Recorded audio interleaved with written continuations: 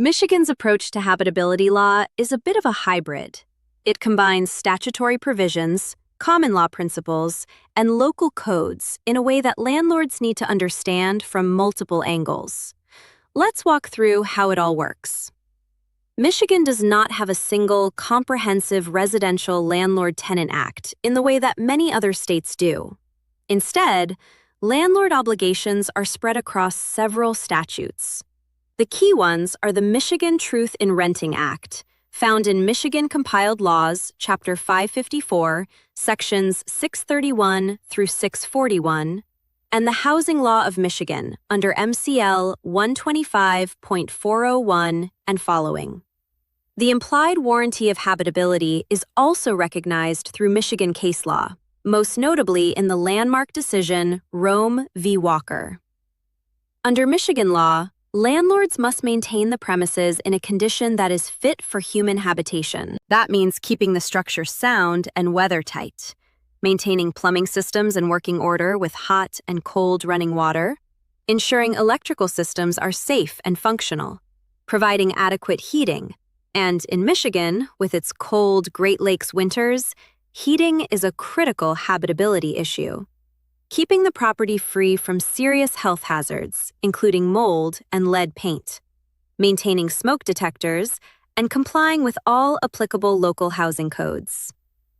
The Truth in Renting Act is particularly important in Michigan. This statute regulates what landlords can and cannot put in a lease. Any lease provision that attempts to waive the landlord's obligation to maintain the premises, shift liability for the landlord's negligence to the tenant, or allow the landlord to evict a tenant without following proper legal procedures is void and unenforceable. Violating the Truth in Renting Act can result in the tenant recovering actual damages plus up to $500. Michigan's local codes play a significant role. Detroit has its own property maintenance code enforced by the Buildings, Safety Engineering, and Environmental Department. Grand Rapids, Ann Arbor, Lansing, and other major cities each have their own housing codes and inspection programs. In many Michigan municipalities, landlords are required to register rental properties and pass periodic inspections to obtain or maintain a certificate of compliance. When a habitability issue arises in Michigan, the tenant should notify the landlord in writing. The specific timeline for repairs depends on the severity of the issue and any applicable local code. For non-emergency conditions, a reasonable time is generally expected. Courts often look at 14 to 30 days depending on the complexity of the repair.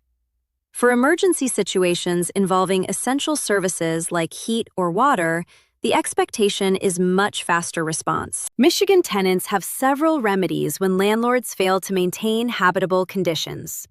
They can pursue a breach of warranty claim in court and seek damages. They can contact local code enforcement to request an inspection and force compliance. In some municipalities, tenants can seek rent escrow, where rent is paid to the court until repairs are completed. And if conditions are severe enough that the property is essentially unlivable, tenants can argue constructive eviction and terminate the lease. Michigan does not have a statewide statutory repair and deduct remedy. However, some local ordinances do provide for this, so landlords should check their specific municipal code. One issue that's particularly significant in Michigan is lead paint. The state has extensive lead paint regulations, especially for properties built before 1978. Michigan's Childhood Lead Poisoning Prevention Act requires landlords of pre-1978 properties to provide lead hazard information to tenants and ensure that known lead hazards are addressed. Local jurisdictions, especially Detroit, have additional lead safety ordinances that require testing and remediation in many cases. Michigan's anti-retaliation protections exist under common law and in some local ordinances. While there isn't a single statewide retaliation statute as comprehensive as what you'd find in states like Oregon or Minnesota, Michigan courts will not look favorably on landlords who take adverse action against tenants for making legitimate habitability complaints. For the complete guide to Michigan habitability laws, Visit tenantscreeningbackgroundcheck.com and subscribe to our channel for every state in our landlord-tenant law series.